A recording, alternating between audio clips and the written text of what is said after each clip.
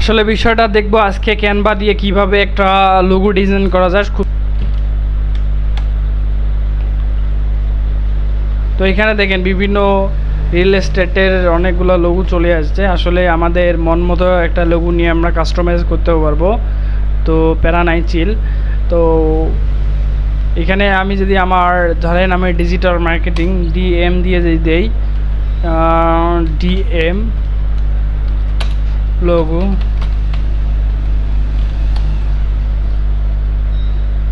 আচ্ছা এটা দিলে দেখেন আমাদের এখানে কতগুলো লোগো চলে এসছে। তো আসলে এখানে আমি একটা আপনাদেরকে কাস্টমাইজ করে দেখাবো, আমি এইটা কাস্টমাইজ করে দেখাবো।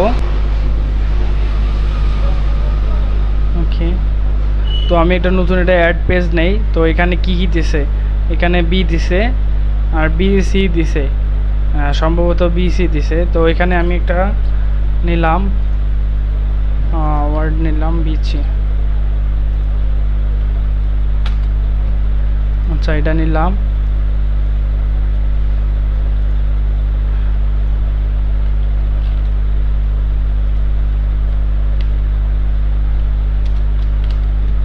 আচ্ছা সি নিলাম। এখন আমরা দেখব যে এখানে আসলে কোন ফন্টটা ইয়ে নিছে।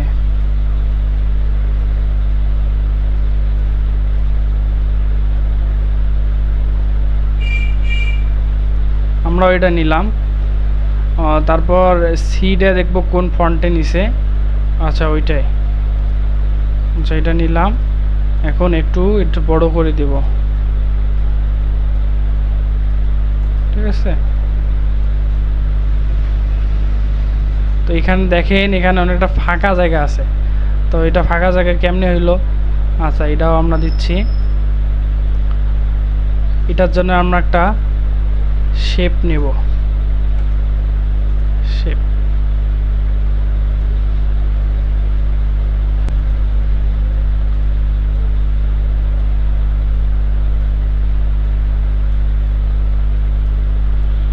এটা একটা হোয়াইট দিয়ে দেব।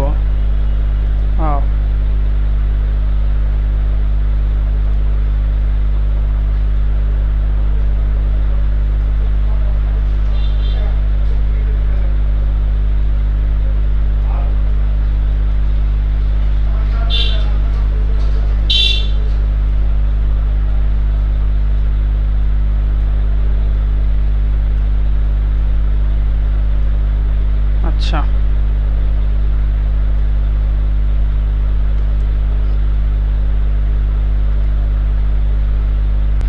তারপরে এখানে কি লেখছে তার উপর দিয়ে আচ্ছা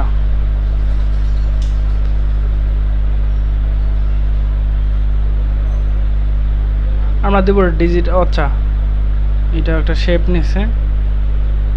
আচ্ছা আমরা একটা শেপ নেব।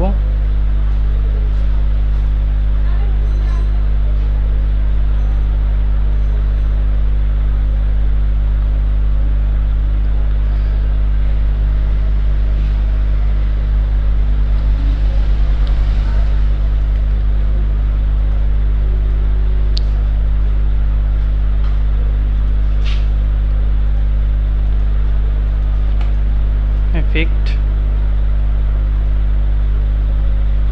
এটা দেব সাদা,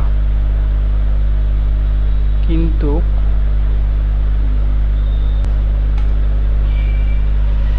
মোটামুটি একটা হয়েছে আর কি। তো এটাই হলো বিষয়। তো আসলে খুব সহজে খুব কম সময়ের মধ্যে আমরা এখান থেকে একটা ক্যানভা থেকে একটা লোগো বা ব্যানার ইউজ করতে পারি। সামনে আরও দেখাবো কিভাবে ব্যানার ফেসবুক পেজের জন্য লোগো বানা যায় আর কি, ওইটা দেখাবো আর কি। তো ঠিক আছে, আজকের ভিডিও এই পর্যন্ত।